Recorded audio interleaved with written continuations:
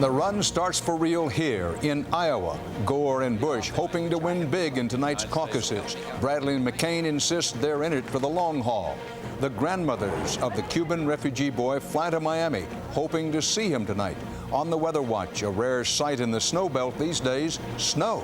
And as the mercury drops, the price of heating oil soars.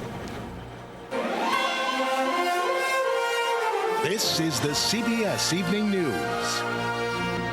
With Dan Rather reporting tonight from Des Moines, Iowa.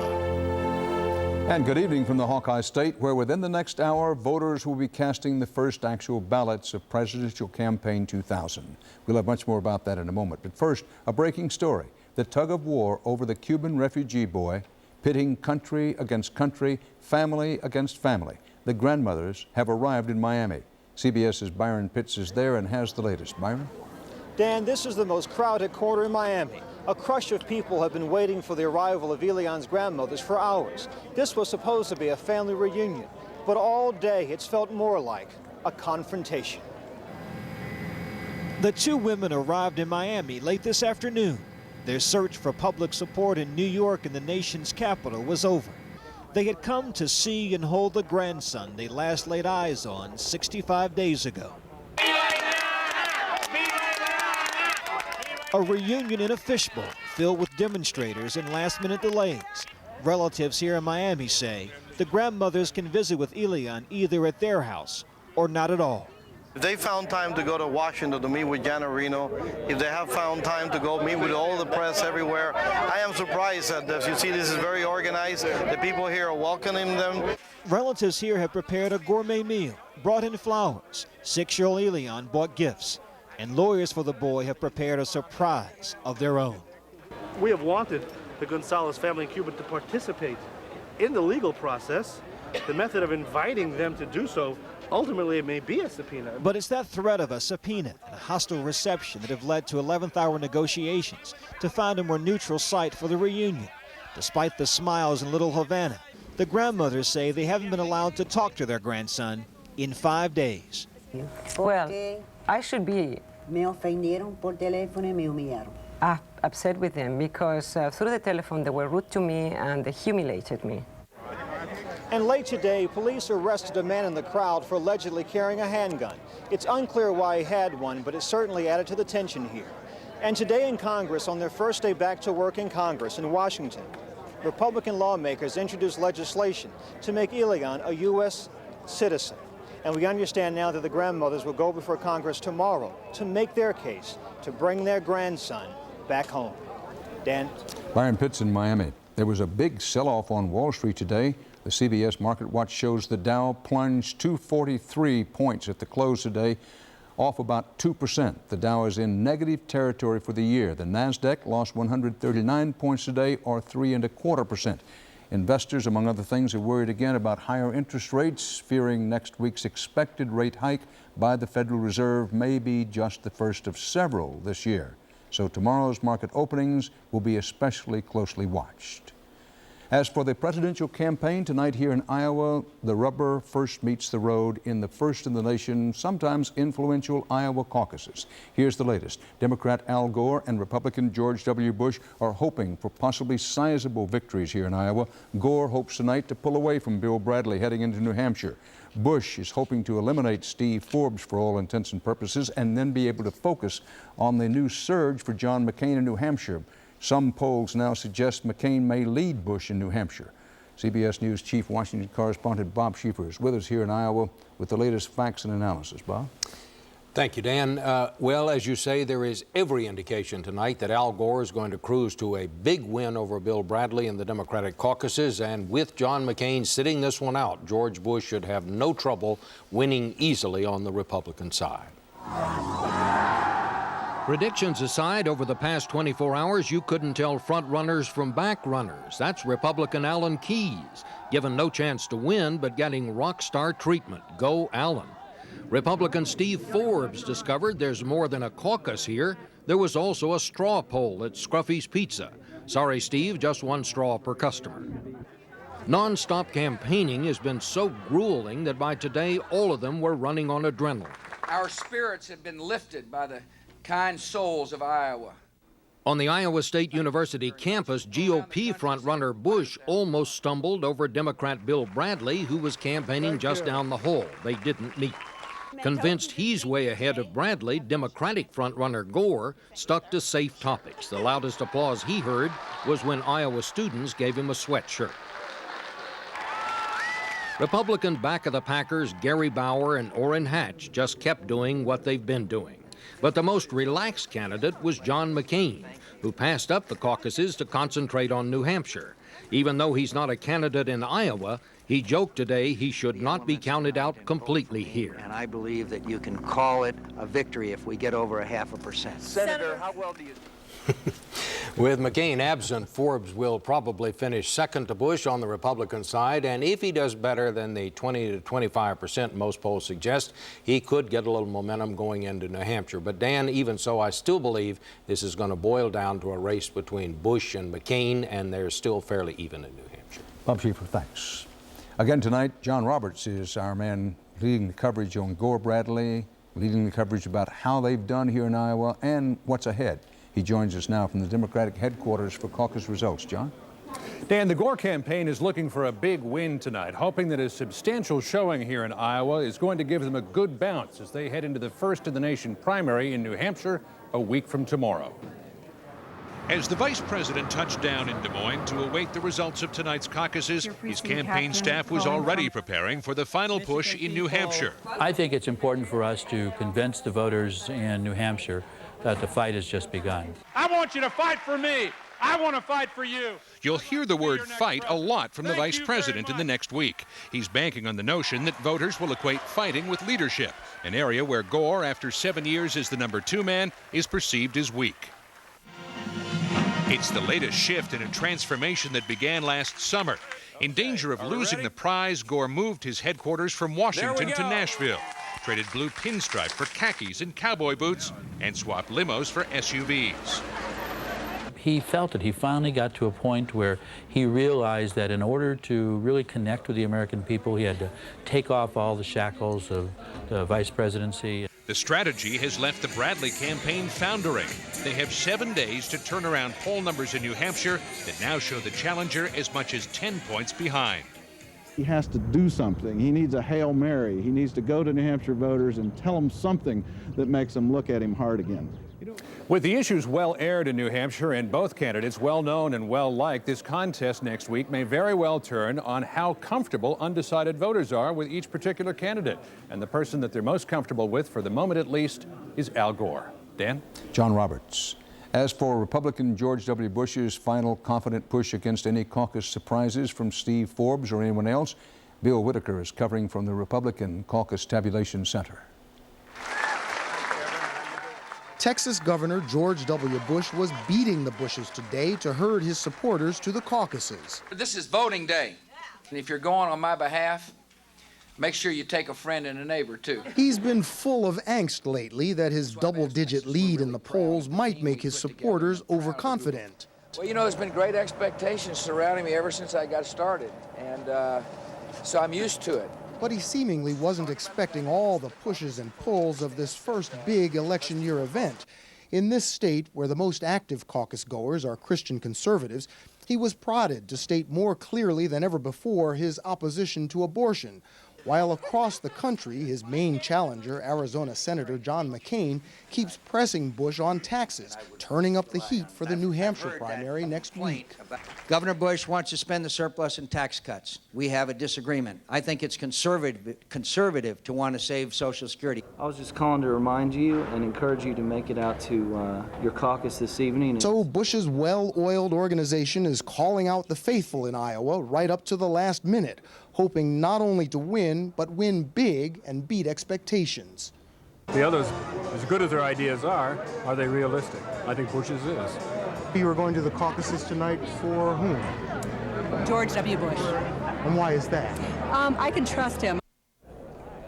Now, Bush is counting on caucus goers like that so that tomorrow's headlines will be about a decisive victory, not that he didn't meet expectations as he heads on to New Hampshire. Dan? Bill Whitaker.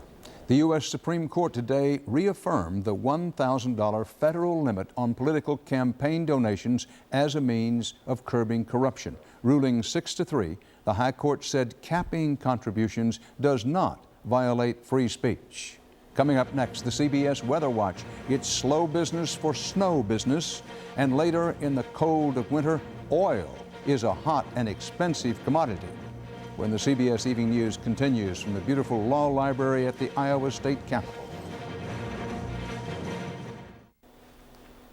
It's plenty cold here in Iowa tonight, well below freezing, but Iowans are used to that, and there's not much in the way of precipitation to keep voters away from any caucuses. Some of the nastiest weather in the country today was in, hello, the southeast. The Carolinas, which are not used to this kind of weather, got hit with more snow today, mixed with sleet and freezing rain. It all looked pretty enough on the trees, but on the highways, it was pretty dangerous. Forecasters say this storm may soon be heading up the East Coast. In Georgia, they're cleaning up from a weekend storm that blew roofs off buildings and snapped trees and utility poles. Crews are working round the clock to restore power to tens of thousands who've had no electricity or heat since Saturday night. Elsewhere, police in Missouri reopened I-29 today, north of Kansas City. 10 people were killed there Sunday in a fiery 24-vehicle pileup during a surprise snow and ice storm. In the upper Midwest, the surprise of this winter is the lack of snow. CBS News correspondent Bob McNamara has the latest example of the world's changing climate patterns on the CBS Weather Watch. A stranger came to northern Minnesota the other day. Snowfall. This is the first time I've even worn snow clothes out. Really? Yes. But for those whose lifeblood is deep snow, this was barely a dusting. It's almost a slap in the face by Mother Nature to say, here's a little cookie for you, go starve. It's about what it feels like. Kevin Sumner has a showroom full of snowmobiles and nobody buying them. People don't really want to buy a snowmobile now until there's enough snow to ride it. We haven't had that snow this year. Fact is, for 3 years now, La Nina weather patterns have carried almost balmy winters into Minnesota's North Country. A region usually buried under 5 feet of snow has often lay bare and brown.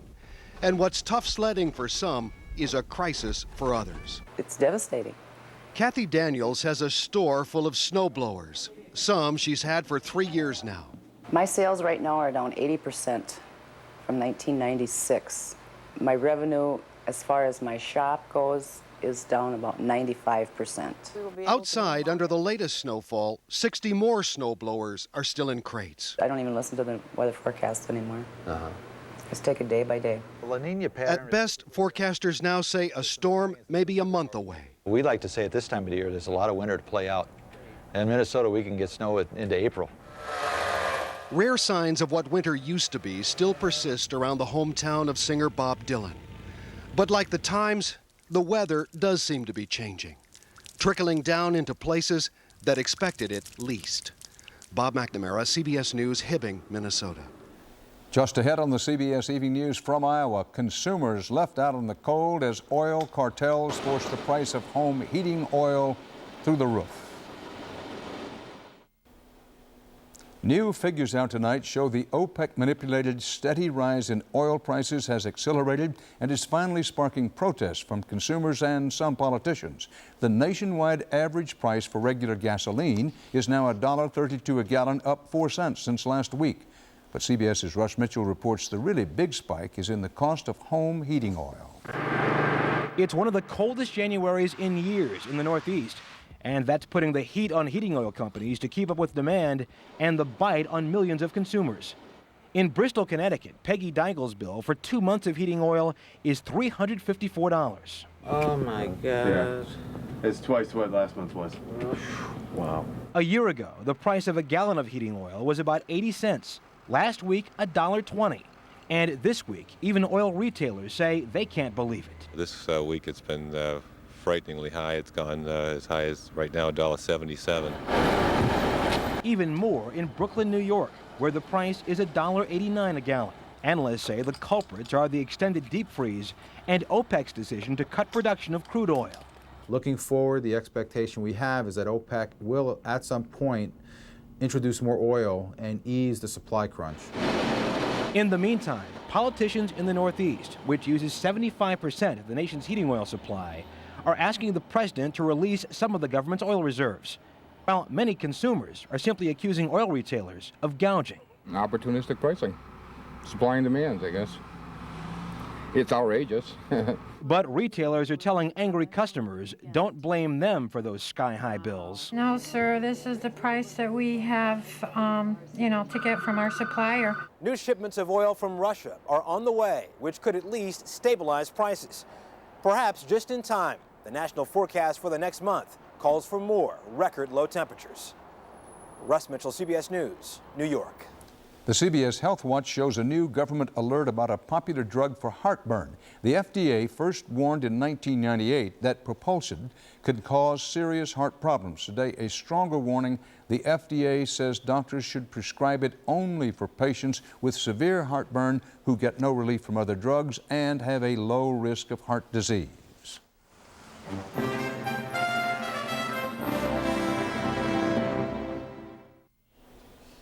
With Russian elections coming up in March, acting President Vladimir Putin has been downplaying the Russian army's losses in Chechnya. But today, a Moscow news agency quoted military sources as saying nearly 1,000 Russian troops have been killed there, more than 500 in the last month alone.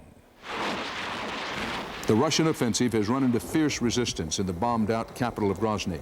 The Russians are shelling the ruins, but the rebels still control the streets and attack from ambush when the Russians advance. Sub-zero cold is also taking its toll on the Russian force. In Kosovo, U.S. peacekeeping troops have run into some trouble with the local population. The U.S. military command reports some Americans may have mistreated or threatened civilians and made, quote, inappropriate contact with Kosovar females. This comes a week after one U.S. soldier was charged with molesting and killing an 11-year-old ethnic Albanian girl in Kosovo. Brazil is still trying to clean up that big oil spill from a broken pipeline before it fouls the tourist beaches of Rio. It's already killed hundreds of birds and other wildlife. And in Washington today, thousands of anti-abortion activists marched on the Capitol, marking the anniversary of the U.S. Supreme Court's 1973 decision ensuring a woman's right to choose abortion. Up next on CBS from Iowa, voter apathy among the young and why you should care. It's estimated tonight's Iowa caucuses will draw about 200,000 voters. Republicans and Democrats combined, that's about 12 or 13% of those eligible. Nationwide, just over half the eligible voters turned out on Election Day 1996. Turnout's even worse the younger you go. Tonight, a hard look into the Campaign 2000 generation gap and the sour notes between the young and the candidates. I love you, Lord, and I lift my voice. In her campus gospel choir, Tammy Richardson's strong vocals can fill the room. But when it comes to politics, her voice falls silent. Rejoice. Tammy, have you ever voted? No, I sure haven't. You intend to vote this time? I sure don't. Well, let's talk about it. Why not? I have no interest in politics. I don't see how politics affects my life. Tammy is 18, a freshman biology major, and in many ways typical of her classmates at world-class Drake University here in Des Moines. Intelligent, aware, and politically disenchanted. Rick Riley is a senior. So you're not going to vote in November? Probably not. Probably not. I am not sure exactly that anyone is really interested in myself, my beliefs, my issues, or even my generation. On campus and off, in Iowa and across the country, young people are avoiding going to polling places like never before. 4 years ago, only 1 in 3 eligible voters under the age of 24 cast a ballot, a record low, and less than half the rate at which senior citizens voted. Why are young people so disengaged? According to one theory, it's simple. The candidates are ignoring them. Young people look at politicians and they say, these folks aren't talking to us. And politicians look at young people and say, these folks aren't voting. Why should we talk to them? So it becomes a vicious cycle of mutual neglect, both sides ignoring the other. At a New York think tank, they thought up a name for this political year, Neglection 2000. It's a catchy phrase for a campaign season that seems aimed at three kinds of voters: old, older, and oldest. I will not allow your Social Security money to be used for... And to the accusation that the campaigns willfully ignore young voters, Democratic political consultant Dane Strother has a response. You're absolutely right. We can't get back time or money. So we're going to spend our time and our money on people who vote. They don't look at issues that relate to younger voters. They're not telling me how I can get federally subsidized loans to help pay for my school. I pay $10,000 in loans a year. That's incredible. The more he feels snubbed, the more Scott Horrigan feels the need to maintain his grip on politics. How can we complain about our system if we don't voice our opinion? And the best way to voice your opinion is to vote. But the candidates know Scott is in the minority. I see no good in happening in my life by voting. Most of his generation is singing a different tune. I'll be back with the first results from the Iowa caucuses pretty soon on this CBS station, so stay tuned. Till then, Dan Rather for the CBS Evening News, reporting from Des Moines. See you soon. For news 24 hours a day, CBS.com on the internet and on our interactive partner, America Online, at keyword CBS News.